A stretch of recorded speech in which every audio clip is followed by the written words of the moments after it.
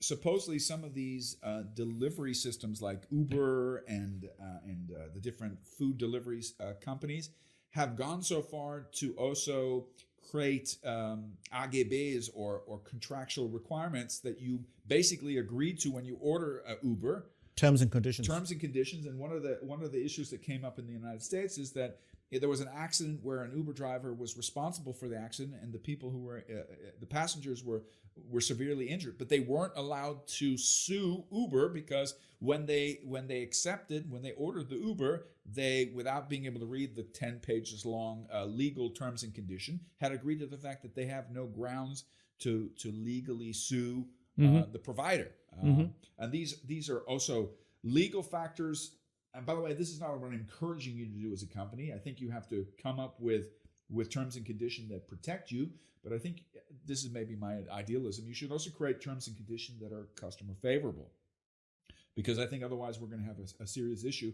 The more this multiplies, the more of a dystopia we get with AI being weaponized against the customer, legal contracts being weaponized against the customer. I think we're going to have a very drastic backlash. That's a huge difference between the US and Europe at the same time. In Europe, this would not be possible. In Europe, we have the principle of good faith, which means if you have a contract with someone, you take over responsibility that goes beyond the four corners of the contract. That's part of our society, of our legal system in general.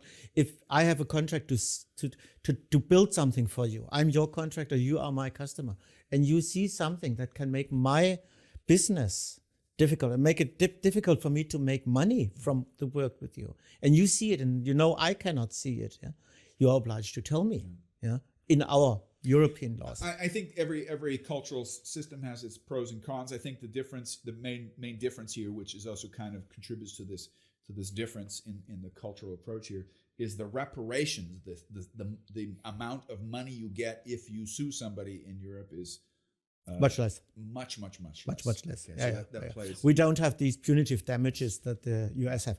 The other thing with Uber, the solution here is that they say they are just an agency, and you accept and acknowledge that they are just an agency, that they are not part of the business, they are just the agents to enable the business, but they are not a contractual party between the driver and the customer. So that's how they do it here.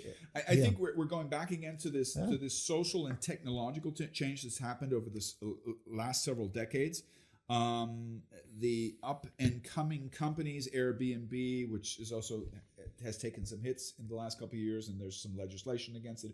Uber, Amazon, eBay, all these different companies are new technologies that have a new business model, which is very lucrative. I don't think it's new.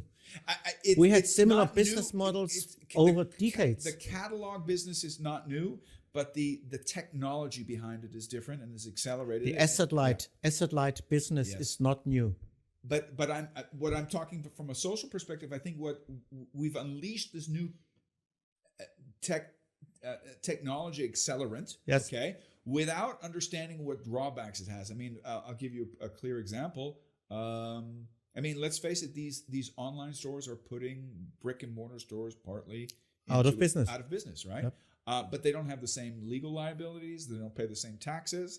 These are all things that government is going to have to catch up to create an even playing ground. Because otherwise, you have the problem that the money is going to Ireland, where the headquarters of some of these companies are, or somewhere else, Cayman Islands, or wherever it might be. So these are issues, social issues, and political issues that I think are important to deal with.